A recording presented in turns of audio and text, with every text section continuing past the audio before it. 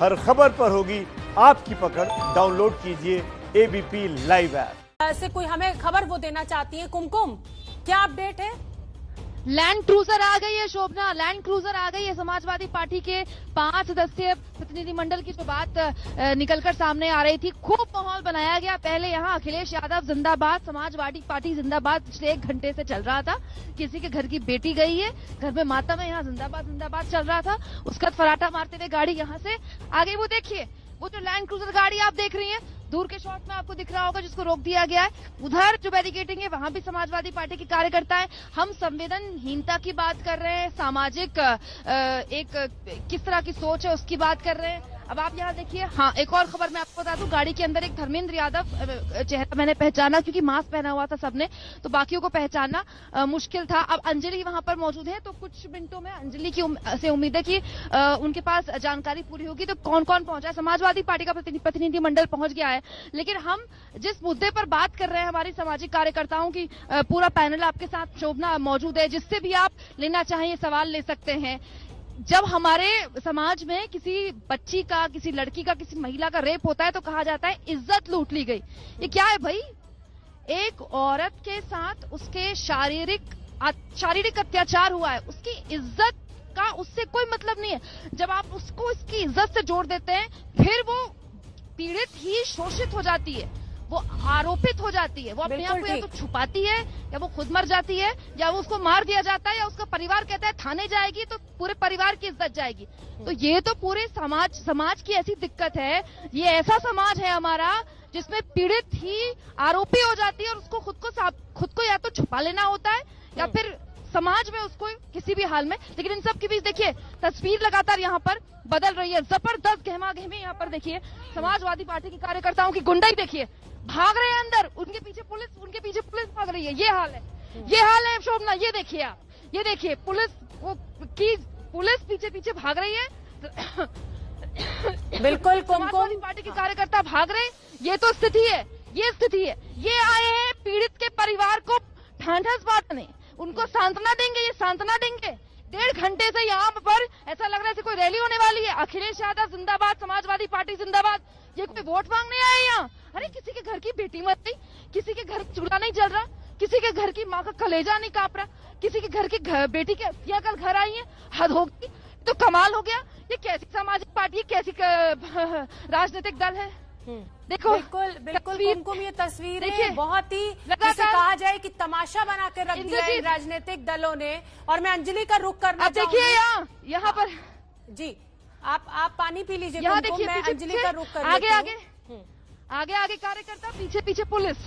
अंजलि, बिल्कुल अंजलि, ये तस्वीरें ऐसा लग रहा है कि जैसे तमाशा करने के लिए पहुंची है समाजवादी पार्टी के कार्यकर्ता। वहां पर कोई संवेदना नहीं है परिवार से, सिर्फ अपना प्रोपेगेंडा। जी देखिए, यहाँ पर भी कुछ कार्यकर्ता जो हैं वो अब यहाँ पर मौजूद हैं, घर के बाहर ही मौजूद हैं समाजवादी पार्टी के। और इसके साथ ही अब जैसे कि वहां से हमने कुमकुम ने जानकारी दी कि एक काफिला चला है और वो आगे की ओर आ रहा है। तो इसमें ये देखना होगा कि दरअसल जो जानकारी मिल रही है, नरेश उत्तम जो प्रदेश अध्यक्ष हैं, उनके प्रतिनिधि वो एक लीडर के तौर पर इस पूरे प्रतिनिधि मंडल का नेतृत्व कर रहे हैं। तो वो यहाँ पर पहुंचेंगे, कार्यकर्ता यहाँ पर भी पहुंच गए हैं। तो ये वही तस्वीर है। हम यही पूछ रहे हैं कि कुछ ही लोगों को तो आना था, अंदर एक मेडिकल टीम है, एसआईटी भी। मैं इंद्रजीत का रुख करूंगी। अंजलि, इंद्रजीत, क्योंकि वो जो कार्यकर्ता हैं जो भाग रहे हैं और पुलिस उनके पीछे है, वहीं पर मौजूद है। इंद्रजीत, ये क्या तमाशा लगा रखा है समाजवादी पार्टी के कार्यकर्ताओं ने? कोई संवेदना बची है कि नहीं? जी देखिए, पुलिस ने रोकने की कोशिश की, लेकिन कुछ कार्यकर्ता भागे और इन खेतों में गए हैं। पुलिस इन खेतों में उतरी है, पकड़ रही है। और इस तरह के प्रदर्शन को बिल्कुल, या डेलीगेशन इस तरह का नहीं हो सकता। अरेस्टिंग हो रही है, देखिए, पकड़े जा रहे हैं। आइए मैं आपको तस्वीरें दिखाता हूँ।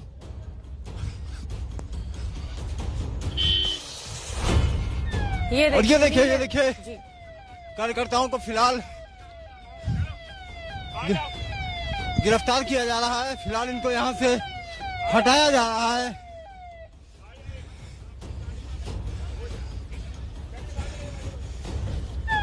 और पूरी तरह से ऊहापोह की स्थिति है इस वक्त।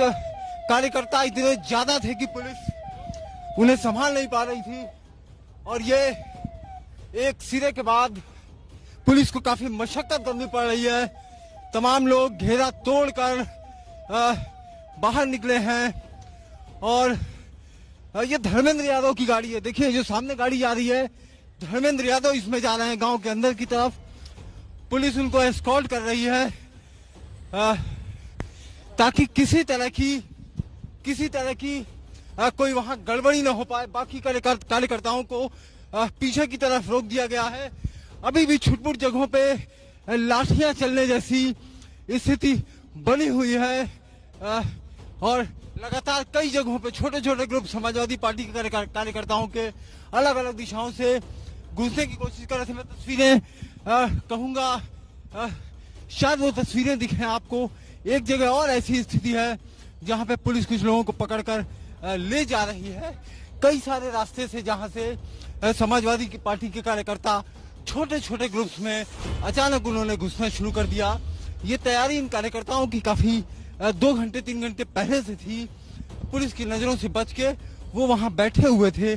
जैसे ही उनके नेता आए उन्होंने चारों तरफ से आगे बढ़ना शुरू कर दिया। जी बिल्कुल इंद्रजीत, इस तरीके की अनुशासनहीनता 5 लोगों को जब प्रशासन ने इजाजत दी है कि वो जाकर परिवार से मिल चुके हैं, खुद सांसद धर्मेंद्र यादव वहां पर मौजूद हैं, तो ये इस तरीके के तमाशे की वजह समझ में नहीं आ रही है। और अगर अब ये इतनी बड़ी संख्या में वहां पहुंचे हैं तो पुलिस की मजबूरी हो जाती है इन्हें हिरासत में लेना और फिर कहा जाएगा कि सरकार राजनीति कर रही है।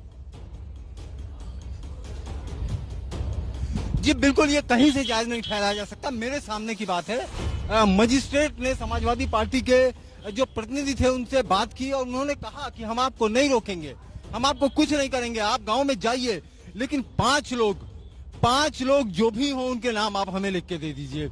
उनके प्रतिनिधि बिल्कुल तैयार नहीं थे इस बात के।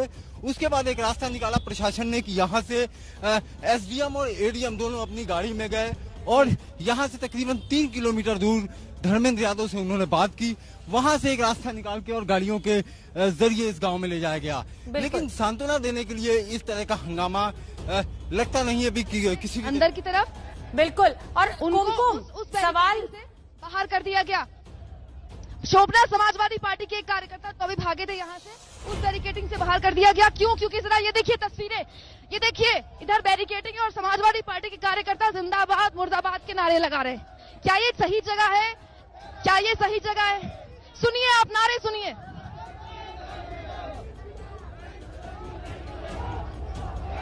सरकार विरोधी नारे ठीक है, सरकार विरोधी नारे ठीक है, लेकिन क्या ये जगह ठीक है? ये कोई सचिवालय है? ये कोई मुख्यमंत्री का आवास है? क्या ये कोई विधानसभा है? क्या ये जगह ठीक है? क्या ये जगह ठीक है? क्या ये पॉलिटिकल ड्रामा नहीं कहा जाएगा? इस गांव ने अपनी बेटी खोई है। इस गांव में अभी भी भयानक तनाव है। परिवार डरा हुआ है कि हम जब पुलिस चली जाएगी हफ्ते 10 दिन बाद, हमारी सुरक्षा के लिए कौन जिम्मेदार होगा। इस गांव का एक परिवार अभी तक यही साबित कर रहा है कि उनकी बेटी के साथ रेप हुआ कि नहीं हुआ। वहां बाहर एक राजनीतिक दल के कार्यकर्ता, पहले तो धारा 144 का, ये तो धारा 144 का उल्लंघन है। यहाँ तो धारा 144 लगी है, ये तो धारा 144 का उल्लंघन है। हद हो गई। एक राजनीतिक दल जो सत्ता में रह चुका है, लंबा वक्त रहा सत्ता में, वो धारा 144 का उल्लंघन कर रहा है। ये देखिए आप, सरकार विरोधी नारे बिल्कुल ठीक है। एक राजनीतिक दल के तौर पर विपक्ष में अगर आप हैं तो आपकी जिम्मेदारी है, लेकिन क्या ये जगह ठीक है? क्या ये जगह ठीक है शोभना? ये सवाल विपी न्यूज उठा रहा है। बिल्कुल, और ये देखिए सवाल तो ये भी उठता है ना कि पुलिस जो है वो जांच में आगे बढ़े, इन गांव वालों को सुरक्षा दे, या इस तरीके के ये जो प्रदर्शन है इनको संभाले। धारा 144 का खुला उल्लंघन। एक मिनट, यहाँ धारा 144 लगी है, आप लोग इतने इकट्ठा हुए हैं क्यों? यहाँ धारा 144 लगी है, इतनी भीड़ इकट्ठा नहीं हो सकती यहाँ। अच्छा जी, मैडम जी, हम तो अपने सरकार के माननीय मुख्यमंत्री जी अखिलेश यादव जी के आदेश से आए हुए हैं, उसकी वजह से हम आए हुए हैं। अखिलेश यादव ने कहा भीड़ इकट्ठा करने की अच्छी बात नहीं है। जब ये बाबा करता है तब तो पुलिस प्रशासन को आगे क्यों?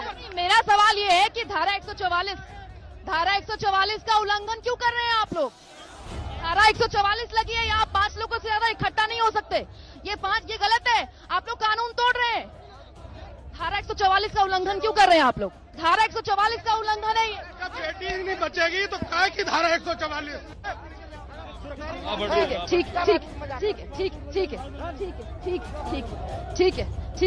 ठीक है। बैरिकेडिंग के पास जाने से हमें रोक दिया गया, क्योंकि अगर बैरिकेडिंग के पास कार्यकर्ता ज्यादा आए तो बैरिकेडिंग टूट जाएगी शोभना, फिर रोकना मुश्किल हो जाएगा। पुलिस ने हमसे कहा बाहर जाइए, हम कानून का पालन करते हैं, हम धारा 144 के नियमों का पालन करते हैं। मैंने बैरिकेडिंग के वहां जाकर कुछ सेकंड में बस मिजाज जानना चाहा तो मिजाज आपके सामने मैंने रख दिया। सारे सवालों के जवाब आपको मिल गए होंगे। अब मैं इधर आ गई हूँ, नियमों का पालन मुझे करना होगा। बैरिकेडिंग के उधर मैं जा नहीं सकती, लेकिन तस्वीर आप देख लीजिए उस गांव की जहां कल तक मातम था। ये बैरिकेडिंग लगी थी मीडिया को रोकने के लिए। वो बैरिकेडिंग तोड़ते हुए भागते हुए हम इस गांव के इस रास्ते में आए। और ये इनपुट मिले हैं, एफआईआर दर्ज की गई। आप लोगों ने इसके बारे में क्या कहेंगे? अभी हम कुछ नहीं कह सकते इस पे। ठीक है।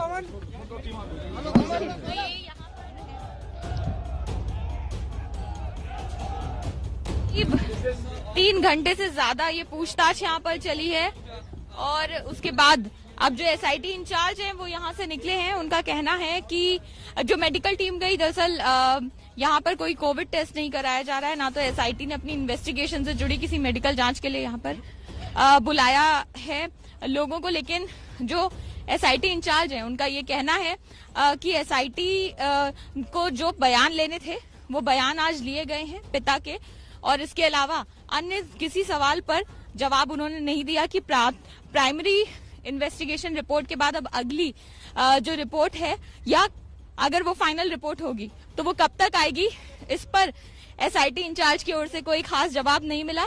उन्होंने कहा कि हम अपनी इन्वेस्टिगेशन कर रहे हैं और ये एसआईटी की टीम का जो काफिला है ये यहाँ से निकला है। सवाल ये है कि आखिर रिपोर्ट जो है वो कब तक आएगी, जिसका अभी कोई जवाब नहीं दिया गया है। परिवार के बयान और इसके साथ ही ये भी कहा गया है एसआईटी इंचार्ज की ओर से कि परिवार के बयान जो हैं वो पूरे हो गए हैं। बयान सभी परिवार वालों के दर्ज कर लिए गए हैं। 3 घंटे से ज्यादा आज यहाँ पर पूछताछ हुई। एक मेडिकल टीम पहुंची जिसके साथ एक कोविड टेस्टिंग किट लेकर भी टीम हमने देखी थी, लेकिन ये साफ किया गया एसआईटी इंचार्ज की ओर से कि परिवार वालों का कोरोना टेस्ट नहीं होना है। इसके साथ ही एसआईटी की इन्वेस्टिगेशन से जुड़ी कोई मेडिकल जांच के लिए भी नहीं बुलाया गया था। पिता जो है पीड़ित के वो थोड़े से बीमार थे, जिसको देखने के लिए एक मेडिकल टीम अभी अंदर खराब रहा। इतना जो पैनिक हुई चीजें पूरी तरह से खराब की वजह से। लेकिन जो आरोप आप लोगों पे लगता है कि आप लोग पॉलिटिकल माइलेज के लिए यहाँ आ रहे हैं, इस पर क्या कहेंगे आप? हमारा काम सवाल करना है सर। मैं जवाब तो आपको नहीं बता रहा हूँ, जवाब तो आपका अपना होगा।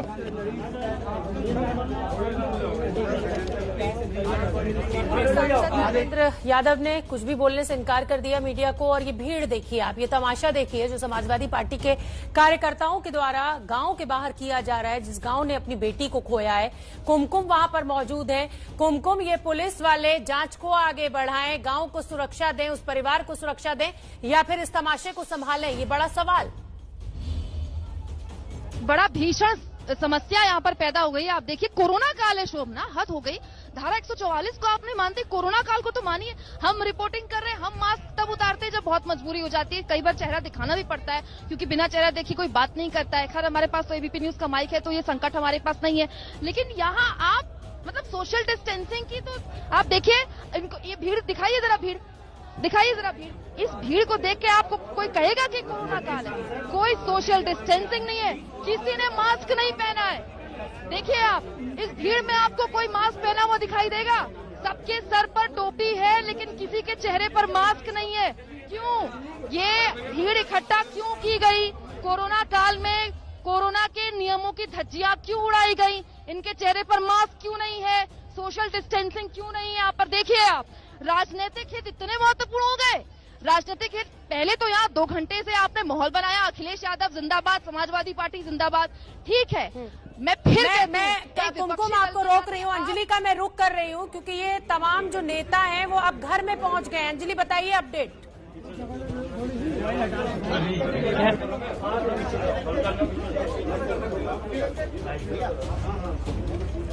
एसआईटी की टीम निकली है, उसके ठीक बाद ये तमाम जो समाजवादी पार्टी का प्रतिनिधि मंडल जो है अब वो यहाँ पर पहुंचा है और बात कर रहा है पीड़िता के परिवार से। अभी घंटे से ज्यादा की पूछताछ जो चली उसके बाद एसआईटी यहाँ से निकली है और अब यहाँ पर नेताओं का पहुंचना शुरू हो गया है। परिवार से ये बात करते हैं, तब हम भी उनसे पूछेंगे कि जब 5 लोगों के प्रतिनिधि मंडल को इजाजत दे दी।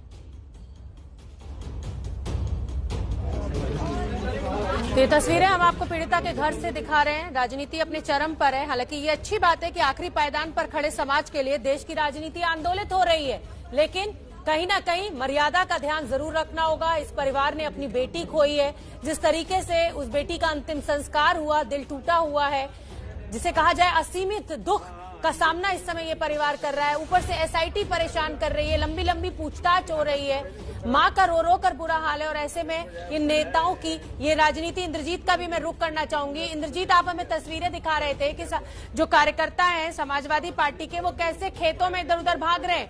कुमकुम, और ये भीड़ आप दिखा रही हैं, इतनी बड़ी संख्या में यहाँ पर ये कार्यकर्ता पहुंचे, तो पहुंचे कैसे? उनको पहले क्यों नहीं रोका गया? हमारे हिसाब से बात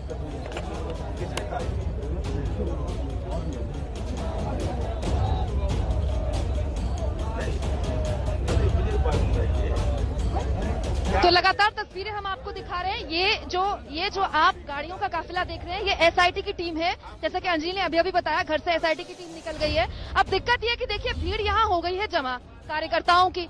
अब पुलिस के सामने देखिए कितना बड़ा चैलेंज है। यहाँ आप कार्यकर्ताओं को हटाएं गाड़ी के लिए, तो बैरिकेडिंग तोड़ के कार्यकर्ता आगे आने का डर।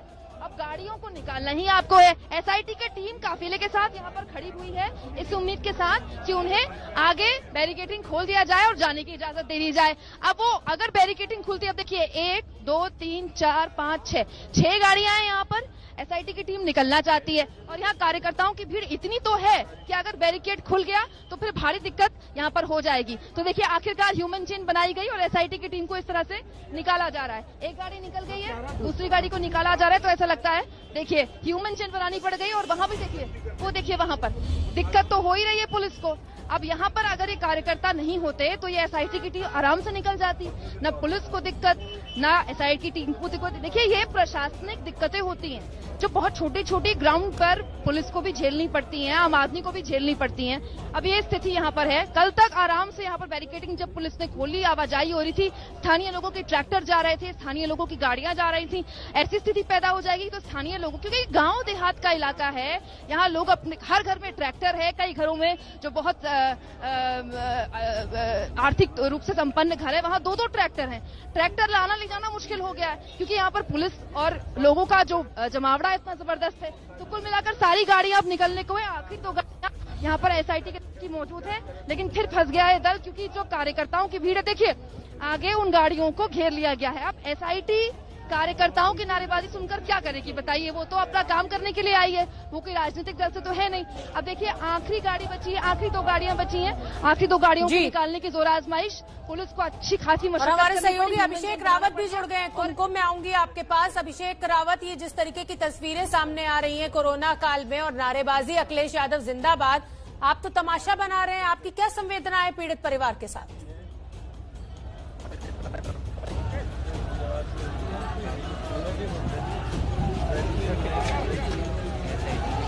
अभिषेक रावत तक शायद मेरी आवाज नहीं पहुंची, हम उनसे संपर्क साधने की कोशिश करते हैं। अंजलि सिंह, मैं आपका रुख करना चाहूंगी। इस समय घर पर आप मौजूद हैं, एसआईटी की टीम निकली तो ये तमाम नेता कार्यकर्ता पहुंच गए हैं। अब पीड़ित परिवार की स्थिति तो मतलब जिसे कहा जाए कि दुख असीमित है। उन्हें समझ में नहीं आ रहा होगा कि ये हो क्या रहा है, ये चल क्या रहा है।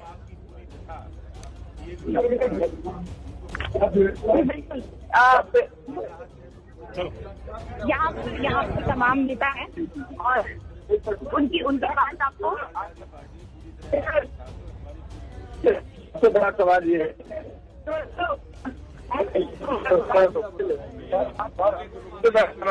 प्रशासन का पीड़ा बताया सर। एक बार माता जी से मिलना, क्या पीड़ा बताया परिवार के लोगों? सबसे यहाँ पर तमाम नेता हैं और उनकी बात आपको और इस परिवार का कहना यह है, पीड़ित परिवार का कहना यह है कि शुरू से ये अगर लचर रवैया न रहा होता स्थानीय प्रशासन का तो हालात खराब नहीं होते। सब कुछ होने के बाद असल और बुनियादी सवाल ये है कि 29 तारीख की सुबह के समय उस लड़की का निधन हो गया। उसके बाद जिस तरह से रात्रि के समय सबको यहाँ लाए हैं, बगैर परिवार की सहमति के, बगैर परिवार के करीब आए, बगैर हिंदी रीति रिवाज के उसका जिस तरह से अंतिम संस्कार किया है, वो शक पैदा करता है कि कहीं न कहीं नीयत में खोट है, तथ्यों को छिपाया जा रहा है। समाजवादी पार्टी की मांग है कि उच्चतम न्यायालय के वर्तमान न्यायाधीश से इसकी जांच कराई जाए। परिवार के लोग बना कर रहे। हमने जब उनसे पूछा कि क्या सुप्रीम कोर्ट का जो वर्तमान न्यायाधीश है उसकी जांच से आप संतुष्ट हैं, बोले हम संतुष्ट हैं। हम चाहते अखिलेश यादव जी का, समाजवादी पार्टी का, कि निश्चित रूप से रहा है कि सुप्रीम कोर्ट का वर्तमान जज इसकी जांच करे। समाजवादी पार्टी के नेता को आप सुन रहे थे, सुप्रीम कोर्ट से जांच कराने की मांग वो भी कर रहे हैं। सीबीआई जांच से संतुष्ट नहीं है, उधर परिवार भी यही चाहता है कि न्यायिक जांच हो। कुमकुम को आप देख सकते हैं, ये तस्वीरें भी साथ ही आप देखिए कि किस तरीके की अनुशासनहीनता समाजवादी पार्टी के कार्यकर्ताओं के द्वारा दिखाई जा रही है। पुलिस को भागकर पकड़ना पड़ रहा है इन कार्यकर्ताओं को, क्योंकि 5 लोगों का जो दल है सिर्फ वही जा सकता है पीड़ित परिवार से मिलने के लिए, लेकिन उसके बावजूद इस तरीके से प्रोटोकॉल को तोड़ा जा रहा है। अंजलि सिंह, क्या आप मेरी आवाज सुन पा रही हैं? इस समय क्या कुछ चल रहा है घर पर?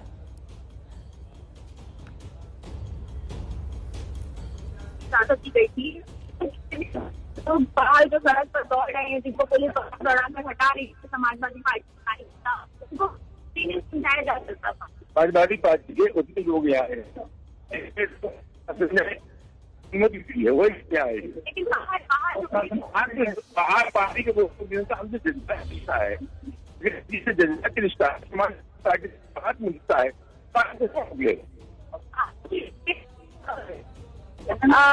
ना जिस तरह से धर्मेंद्र यादव परिवार को और ऑडियो ठीक से नहीं आ रहा। अंजलि, आपका ऑडियो ठीक से नहीं आ रहा है। मैं कुमकुम का एक बार फिर रुक कर लेती हूँ। कुमकुम, ये भीड़ यहाँ से कुछ छटनी शुरू हुई कि नहीं हुई, कि अभी भी वैसे ही तमाशा बरकरार?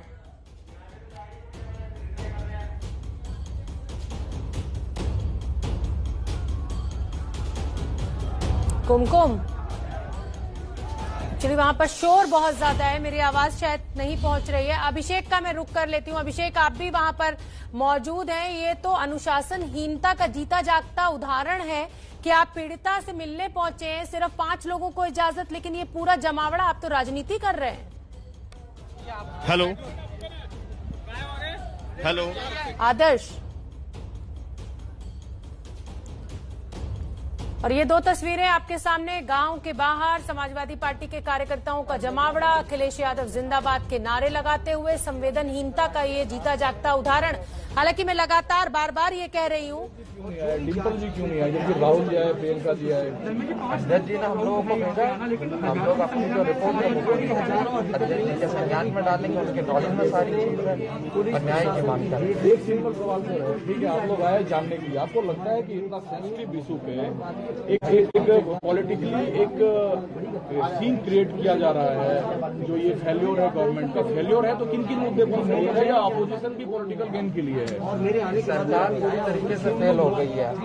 ये पार्टी ने बाद में कहा, मीडिया ने पहले कहा, मीडिया के जरिए जितनी हकीकतें हम लोगों को जानकारी इसकी मिली, उसके बाद उसकी और जानकारी लेने के लिए हम लोग यहाँ आए हैं।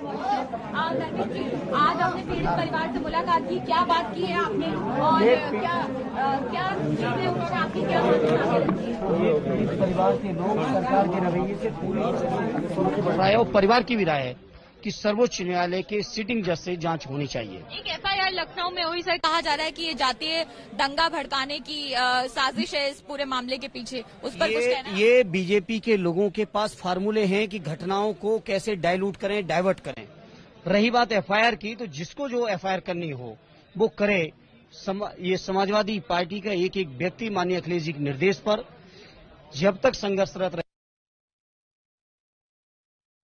गया हुआ है और हम इस समय गांव के बाहर हैं जहां बैरिकेडिंग की हुई है और ये आप देख सकते हैं जो भीड़ है तमाम समाजवादी के समर्थकों की भीड़ है और यहाँ पे कुछ युवा हैं, ये आप देख सकते हैं इनके ऊपर इनका कहना है कि पुलिस ने बर्बरता की है, लाठीचार्ज किया है जिस वजह से इनको चोटें आई है। क्या नाम है आपका? मेरा नाम विपिन यादव है। विपिन जी, आप कहाँ से आए और क्यों आए? जी मैं आगरा से आया था, बेटी को न्याय दिलाने के लिए हम सुबह से उनके घर पर मौजूद थे और जैसे ही पुलिस को पता चला समाजवादी पार्टी का डेलीगेशन आ रहा है तो उन्होंने चुन चुन के जो भी घर में लोग समाजवादी पार्टी की टोपियां और झंडे लेके बैठे थे उन्हें चुन चुन के मारा है और हमको ये हमारे भाई ये जान से ये देखिए ये जो निशान है ये लाठी के हैं, ये देखिए ये भी जान से मारने की कोशिश थी। मीडिया को देखने के बाद हम बाल बचे हैं। जब उन्होंने मीडिया देख ली तो हमें छोड़ा, वरना हमें तो जान से मारने की कोशिश थी। उनके मंसूबे हमें बाहर निकालने के थे, उनके मंसूबे हमें बुरी तरह मारने के थे, हमें बयान से मार देने के थे, हमें बाहर निकाल के। लेकिन यहाँ पे पुलिस ने ये भी कहा था कि सिर्फ जो डेलीगेशन है उनको ही जाने की अनुमति नहीं। आप लोग मौजूद थे, हम लोग अंदर सुबह से मौजूद थे, हमें नहीं पता। पहले दिन से यहाँ मौजूद है, हम पहले दिन से यहाँ मौजूद हैं पीड़ित परिवार के साथ। हम पहले दिन से मौजूद हैं। फेंसिंग के ऊपर डाल के मारा, लाल टोपी देख के सर पे लाल टोपी देख के मारा, वही मारना शुरू कर देते हैं।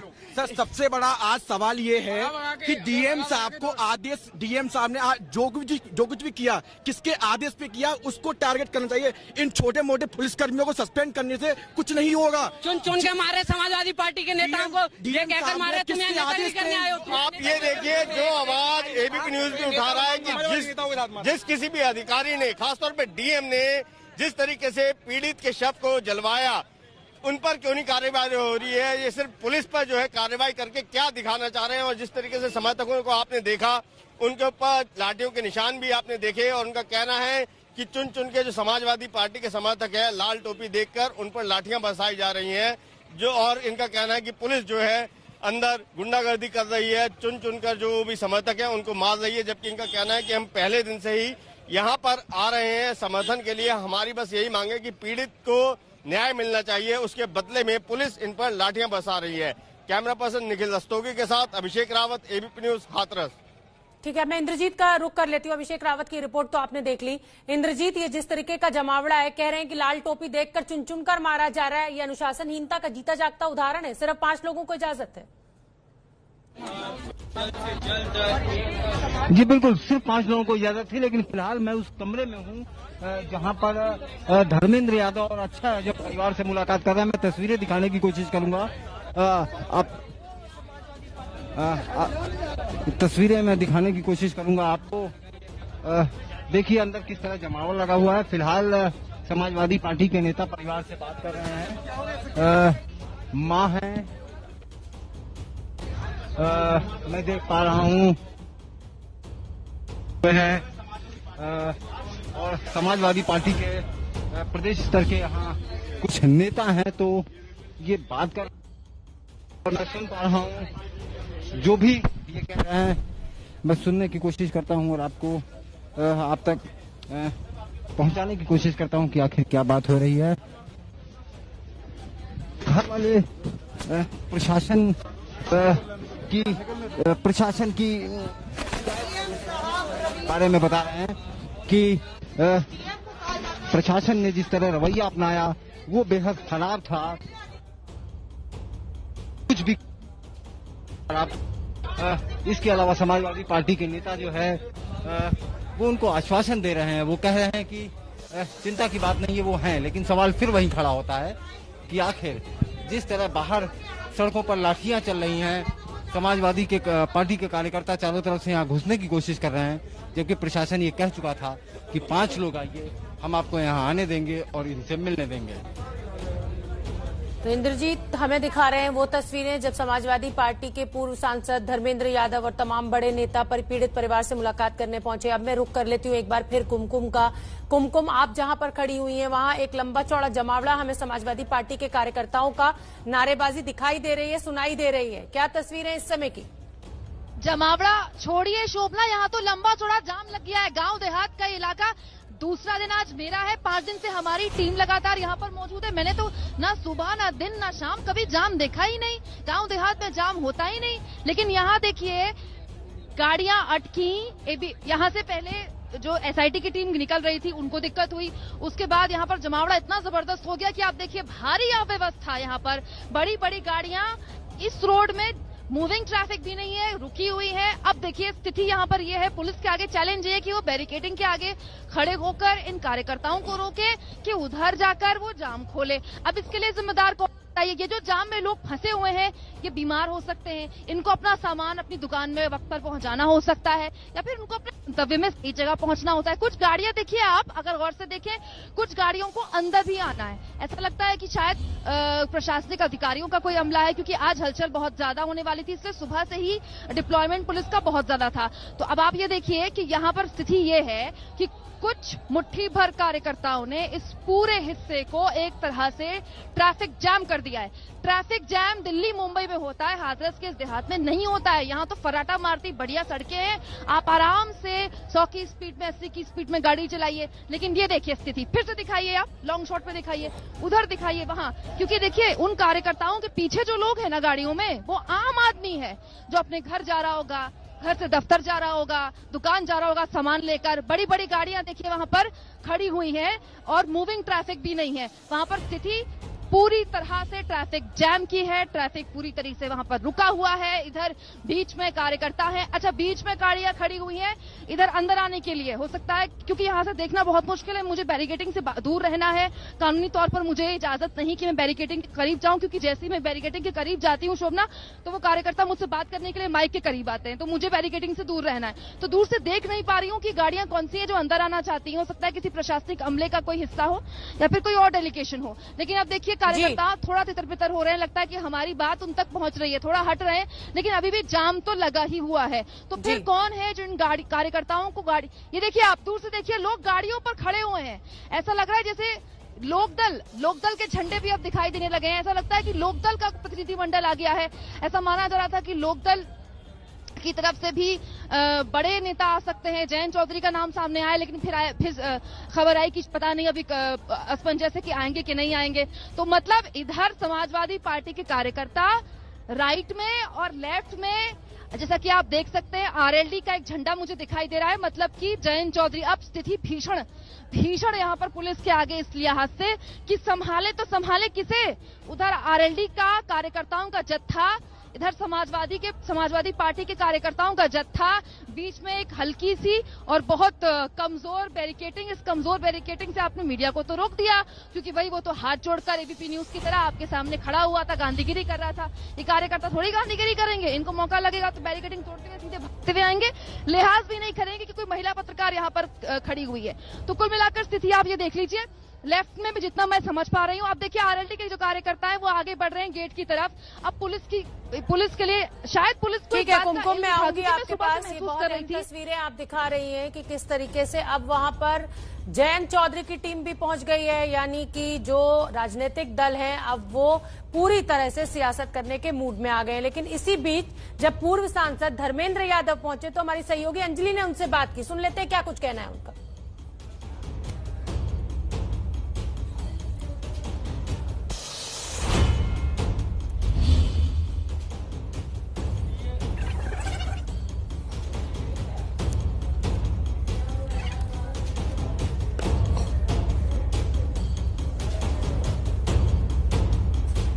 और थोड़ी देर में हम आपको सुनवाएंगे कि पूर्व सांसद धर्मेंद्र मंडल यहाँ पर पहुंचा है परिवार से मिलने। धर्मेंद्र यादव हमारे साथ है, अक्षय यादव भी यहाँ पर मौजूद हैं। धर्मेंद्र जी, आज आपने पीड़ित परिवार से मुलाकात की, क्या बात की है आपने और क्या चीजें उन्होंने आपकी क्या मांगे सामने रखी है? ये पीड़ित परिवार के लोग सरकार के रवैये से पूरी तरह से असहमत हैं।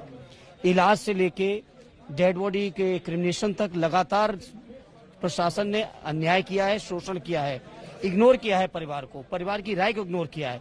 इसलिए समाजवादी पार्टी की साफ राय है और परिवार की भी राय है कि सर्वोच्च न्यायालय के सिटिंग जज से जांच होनी चाहिए। एक एफआईआर लखनऊ में हुई, सर कहा जा रहा है कि ये जातीय दंगा भड़काने की साजिश है इस पूरे मामले के पीछे, उस पर कुछ कहना है? ये बीजेपी के लोगों के पास फार्मूले हैं कि घटनाओं को कैसे डाइल्यूट करें, डाइवर्ट करें। रही बात एफआईआर की, तो जिसको जो एफआईआर करनी हो वो करे। ये समाजवादी पार्टी का एक व्यक्ति माननीय अखिलेश जी के निर्देश पर जब तक संघर्षरत रहेगा, जब तक इस परिवार को न्याय नहीं मिलेगा। पार्टी के वरिष्ठ नेता हैं, बहुत समझ भी रखते हैं। 5 लोगों का प्रतिनिधिमंडल भेजने की बात कही गई थी सर, और जितनी भीड़ वहाँ बाहर सड़क पर दिख रही है। प्रतिनिधिमंडल हमारे 11 मैं रुक कर लेती हूँ। कुमकुम,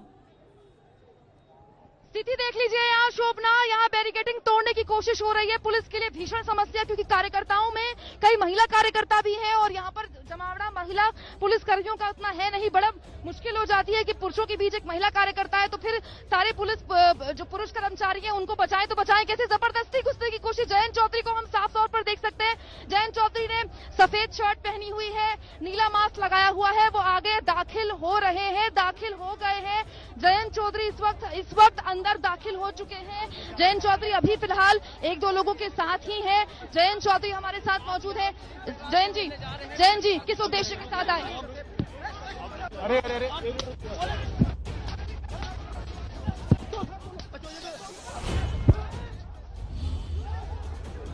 किस तरीके से आक्रामकता इन कार्यकर्ताओं में दिखाई दे रही है, क्या तरीका ये है? हाल है, देखिए शोभना, ये हाल है। इतना लिहाज नहीं है कि महिला पत्रकार यहाँ खड़ी है। जयंत चौधरी के सामने मैं उनसे सवाल पूछने गई, ऐसी भीड़ यहाँ पर दौड़ी उनके पीछे कि उन्होंने ये नहीं देखा कि कोई महिला पत्रकार यहाँ पर है। ये हाल है। जयंत चौधरी तो निकल गए, ये देखिए मुझे कहाँ बैठना पड़ गया।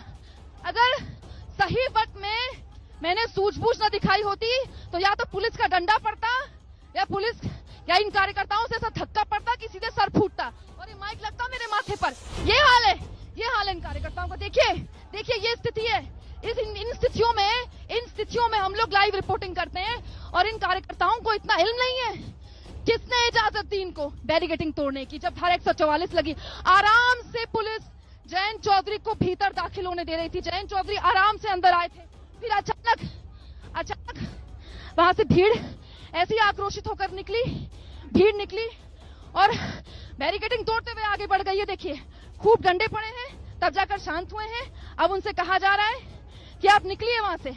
ये हाल है। अगर मैंने वक्त रहते सूझबूझ न दिखाई होती, जयंत चौधरी के आगे से माइक हटाकर मैं भागी ना होती, तो आप ये यकीन मानिए कि या तो कब्र में पुलिस का डंडा पड़ता, क्योंकि पुलिस के लिए उस वक्त जाहिर तौर पर ये देखना समझ पाना मुश्किल हो जाता है कि भीड़ में है कौन। या ये समाजवादी पार्टी की तरफ से, माफ कीजिएगा, ये आरएलडी की तरफ से किसी कार्यकर्ता का ऐसा धक्का पड़ता कि सर फूटता। ये स्थिति है, ये हालत है। अब जाकर यहाँ पर स्थिति लगता है कंट्रोल में आई है। यहाँ पर कार्यकर्ताओं को समझाया जा रहा है। जयंत चौधरी मुझे भीड़ में कहीं दिखाई नहीं दे रहे हैं। जब जयंत चौधरी को आराम से एंट्री मिल गई थी, मैंने देखा है, मेरी आंखों देखी सबूत है, मैंने अपनी आंखों से देखा है। कोई पार्टी आरोप नहीं लगा सकती। मैंने देखा है पुलिस ने बहुत आराम से जयंत चौधरी को सबसे आगे किया। जयंत चौधरी खुद सबसे आगे हुए, उनके कार्यकर्ताओं ने उनको आगे किया। उसके बाद वो आराम से बाहर निकल गए। लेकिन जयंत चौधरी से जब मैंने बात करने की कोशिश की, जयंत चौधरी बात भी कर रहे थे, अचानक से पीछे से कार्यकर्ताओं का जत्था, ये जो भीड़ है इसी के अंदर जयंत चौधरी है। अभी यहाँ जयंत चौधरी है, मैंने अभी देखा जयंत चौधरी अंदर है। पश्चिमी उत्तर प्रदेश में अपनी जमीन तलाश रहे हैं जयंत चौधरी। आरएलडी एक वक्त में कितनी मजबूत पार्टी हुआ करती थी पश्चिमी उत्तर प्रदेश में। कहा जाता था कि पश्चिमी उत्तर प्रदेश में, चाहे उत्तर प्रदेश में सत्ता किसी की हो, लेकिन पश्चिमी उत्तर प्रदेश आरएलडी का है। क्यों चली गई हाशिए में, अब आया समझ में। लगातार तस्वीरें आपको हम दिखा रहे हैं। ये देखिए पुलिस, अब पुलिस पर गुस्सा फूट रहा है कार्यकर्ताओं का। जयंत चौधरी वहां पर मौजूद है। जयंत चौधरी से हम बात करने की कोशिश करेंगे। भीड़ वहां पर जबरदस्त है। जयंत जी से बात करने की कोशिश करते हैं। अब थोड़ी स्थिति ठीक है, पुलिस भी है वहां पर, जाया जा सकता है। दौड़ा कर मार रही है इन कार्यकर्ताओं को, जिस तरीके से अनुशासनहीनता ये कर रहे हैं, बैरिकेड तोड़ रहे हैं। जयंत जी थोड़ा सा पुरुष खड़े हैं। जयंत जी आइए थोड़ी जगह देखिए, प्लीज मैं अकेली महिला हूँ, प्लीज संयम बनाए रखिए। वो मेरा कैमरा, प्लीज कैमरा उधर। जयंत जी प्लीज, जयंत जी इधर। जयंत जी पता कर रहा जयंत जी किस उद्देश्य से आए? देखिए उद्देश्य क्या हो सकता, नैतिक जिम्मेदारी है। जिस तरह से मीडिया पे पाबंदी लगाई गई,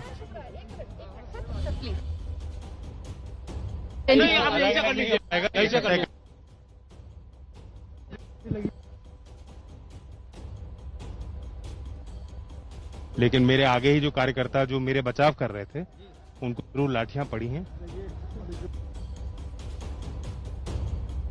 बहुत ही डिसिप्लिन के साथ हम यहाँ आए थे क्योंकि हमें मालूम है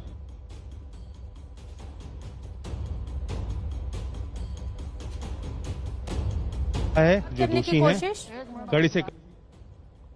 ऑडियो में थोड़ी दिक्कत है, कट कट कर आ रहा है।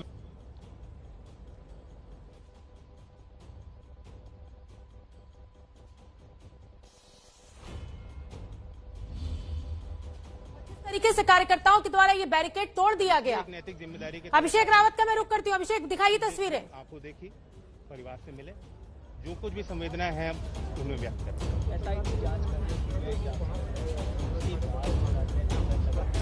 ये तस्वीरें आप देखिए और कुमकुम लगातार कोशिश कर रहे हैं आरएलडी के नेता जयंत चौधरी से बात करने की। सुन लेते हैं एक बार। कट कट की आवाज जरूर आ रही है लेकिन आपको संदेश मिल जाएगा। मेरे कैमरे में आप आ नहीं रहे हैं सर, प्लीज। क्योंकि अभी जो बहुत से लोग यहाँ हैं नजर रखिए। परिवार को मिल पाओगे आप फिर सर तो सियासत चमकाने के लिए हर नेता यहां जरूर पहुंच रहा है, लेकिन जिस तरीके की भीड़, जिस तरीके की अनुशासनहीनता, उससे लग नहीं रहा है कि पीड़िता के परिवार के साथ किसी भी तरीके की संवेदनाएं इन राजनीतिक दलों के लिए साथ है। और ये उस समय की तस्वीर है जब ये पूरा रेला बैरिकेड तोड़ता हुआ जयंत चौधरी के साथ अंदर घुस गया। पुलिस को लाठी चलानी पड़ी और अब आप थोड़ी स्थिति नियंत्रण में जरूर है। पुलिस दौड़ा दौड़ा कर पीट रही है इनको लाठियों से, लेकिन इस तरीके की अनुशासनहीनता के लिए ये खुद कार्यकर्ता जिम्मेदार है। एबीपी न्यूज ने खबर प्रमुखता से उठाई थी। देश इस वक्त एबीपी न्यूज देख रहा है, आपकी हर बात तक पहुंचेगी। प्लीज मेरे कैमरे के करीब आइए थोड़ा सा जयंत जी, प्लीज प्लीज समझिए, मेरी रिक्वेस्ट है आपसे। आप इतने बड़े राजनीतिक दल जी जयंत जी जयंत जी जयंत जी जी जी जयंत जी जयंत जी किस जी जी जी बस किस उद्देश्य से आए? देखिए, उद्देश्य क्या हो सकता है इसमें, हमारे यहाँ आके क्या होगा, अपना एक तरह से जो संवेदना है उनको हम व्यक्त करना चाहते हैं। और जो हमारे संस्कार रहे हैं कि दुख बांटने का काम होता है, किसी के साथ बुरा बीता है, जो कुछ भी इस परिवार के साथ हुआ, आपने बहुत बहादुरी से देश को दिखाया। सरकार की कोशिश रही कि मीडिया को दबाया जाए। आज भी आप देख रहे हैं क्या नाकाबंदी है।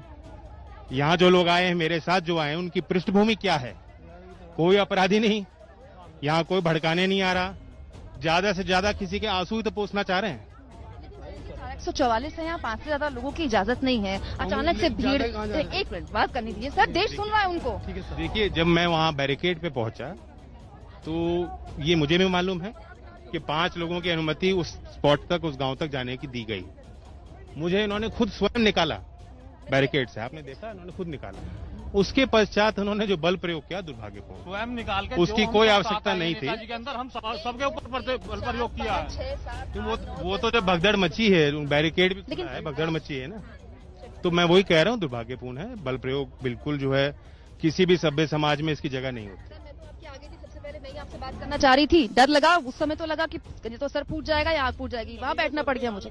नहीं तो लेकिन ज्यादा सुनिए एक नहीं मेरी बात सुनिए। आज देखिए, आज तो आपकी मौजूदगी बहुत है। आज तो 5 लोग आते हैं, क्या नहीं हुआ उसके कोई मायने नहीं है। मैं आपसे कह रही हूँ कि धारा 144 लगी है, कोरोना काल है, तो 5 लोग आ जाते, क्या दिक्कत है? आपकी तो मौजूदगी अपने आप में बहुत बड़ी है। देखिए, मैं 5 प्रतिनिधि मंडल एक जिम्मेदार सदस्यों को लेकर ही गाँव में जाऊंगा, इसलिए मैं यहाँ अभी भी आपके साथ खड़ा हूँ। हम लोग कहीं भाग के नहीं जा रहे। ये तो यहाँ बल प्रयोग हुआ क्योंकि व्यवस्थाएं कंट्रोल में नहीं रही इनके। लेकिन जो कुछ भी आज हुआ या हमारे किसी कार्यकर्ता पे लाठी भी लगी हो, तो उस बात को लेकर वो रो नहीं रहा। हमारी कोई शिकायत नहीं। सवाल ये कि जो उस परिवार के साथ हुआ वो दोबारा किसी के साथ ना हो। 2019 में उत्तर प्रदेश में 3000